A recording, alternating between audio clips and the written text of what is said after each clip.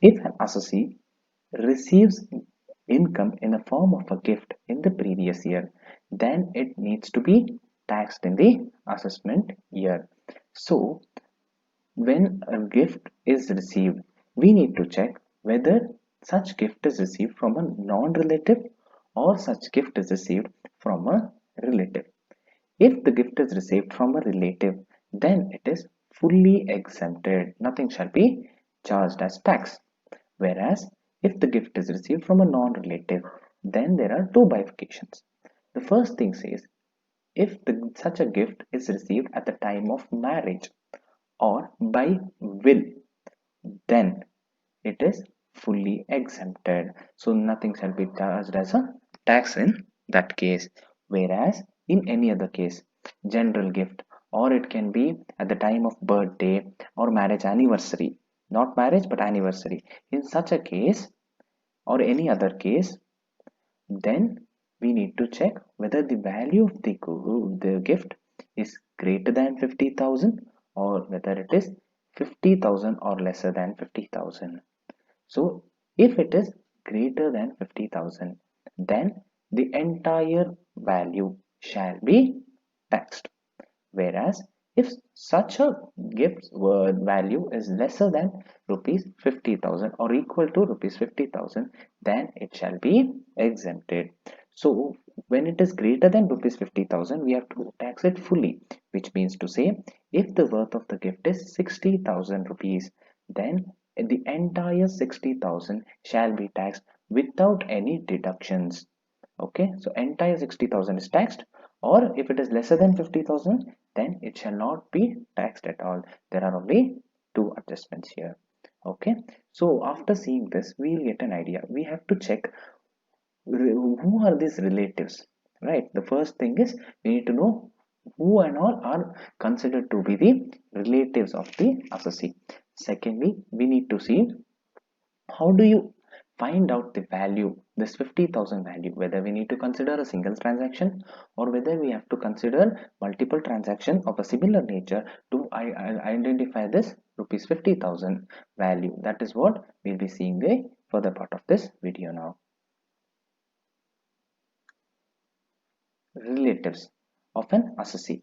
So for an assessee, his grandparents, which means to say his linear ascendants, that is his father, mother, grandparents shall be maternal or paternal grandparents shall be considered, that is his linear ascendants, and his linear descendants, which means to say their son and their daughter. Okay, so both of them also considered. Apart from this, their siblings, that is brother or sister of the assessee, are also considered to be the relatives.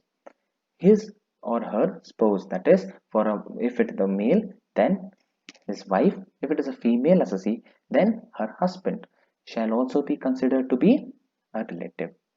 Apart from this, father's brother and his wife, father's sister and her husband, mother's brother and his wife, mother's sister and her husband shall also be considered to be the relatives of an assessee. Brother's wife is also a relative. Sister's husband is also a relative. Spouse, that is his married person to whom he is married to or life partner, that person's brother and his wife, sister and her husband, or her linear ascendants and descendants, of course, father and mother or grandparents shall also be considered to be the relative of assessee. Son and his wife, daughter, husband shall also be considered to be the relatives. Not just this, grandson or granddaughter and etc. linear descendants shall also be considered as a relative. Okay, this is the basic understanding. So now let us see how to find out the total value of the gift, whether it is greater than 50,000 or it is lesser than rupees 50,000.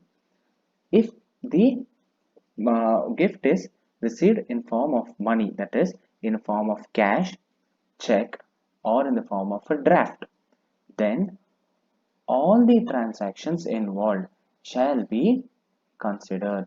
That is, all the transactions, which means to say, if Mr. A has paid an assessee rupees 30,000 as a gift, Mr. B has given him rupees 30,000 as a gift in form of cash, check or draft. Then both these transactions shall be added together and the aggregate is checked whether it is greater than 50,000 or it is lesser than 50,000. That is what this means. Okay, when the money is received in a form of cash, check or draft. Okay, in such a case, then this will apply. All the transaction needs to be added together to check whether it is greater than 50,000 or lesser than 50,000. However, if an immovable property is received as a gift, then immovable property can be land, building, etc. Then if there can be two conditions. Okay, that is whether it is given with the without any consideration or it is given for a consideration lesser than the stamp value or stamp duty. Okay, in such both these cases we have to consider only that transaction. For example, if Mr. A gives a land worth rupees 30,000 to assessee and Mr.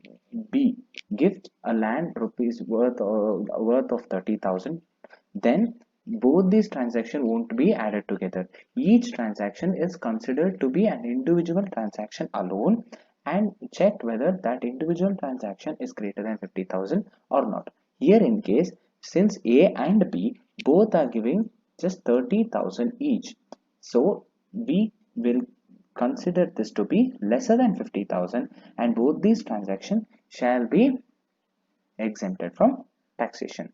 However, if it was given in the form of money in the check or draft or cash, then both these transactions had to be added together.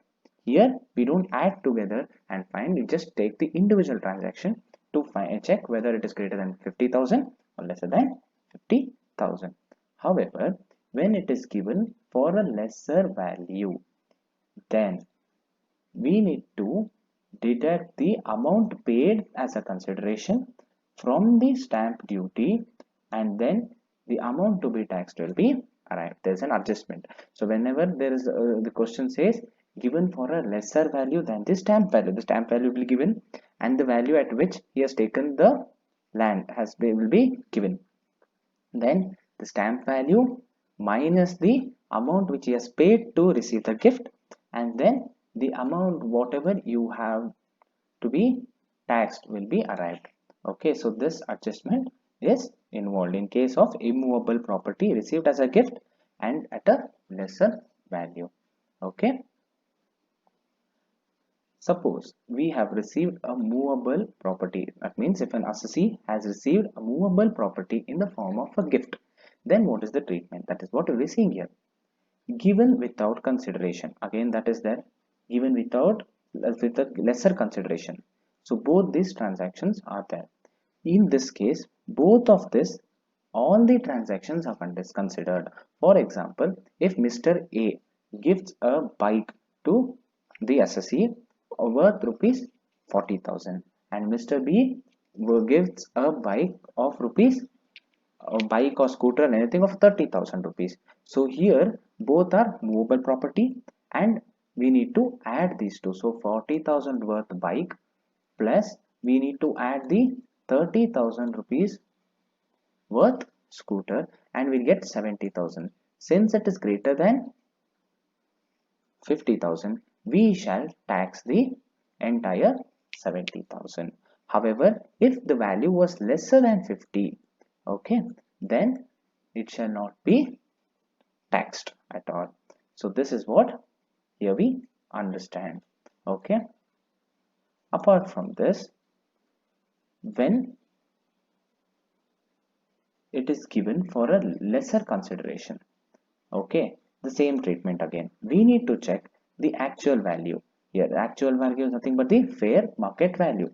So what is the fair market value of that movable property received?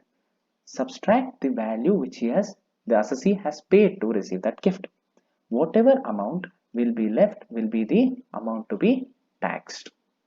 Okay, so this is an adjustment here. Next we will see what do you mean by this deemed incomes. So deemed incomes are actually not an income received. These are incomes which are assumed to be income under the taxation policy. That means while taxing, we will consider such incomes to be incomes, though they have not actually been received as an income. For example, any unexplained money, okay, or any unexplained investment or unexplained expenditure or any cash credit shall be considered as deemed income. It is just to be assumed as an income and to be taxed under the head income from other sources. So if the question states deemed incomes rupees something, so that amount should be taxed. Okay, next we see insurance commission.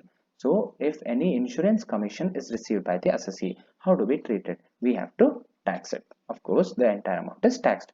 However, if the commission is more than 20,000 rupees, then TDS would have been deducted, so we have to add it back naturally. But if the question net income is not stated, then we don't do this adjustment. Okay, if the gross amount is given, we directly take that amount. If the question states net income rupees 20,000 or greater than 20,000 insurance commission, then we have to gross it up and take that gross amount. Okay, the grossing up insurance is like this: the net amount into 100 divided by 100 minus the tax rate. Here tax rate is 5%. So we should remember this. If net income is given, then we gross it up. However, if net income is not given and in the question if they mention gross income, then we do not gross it up.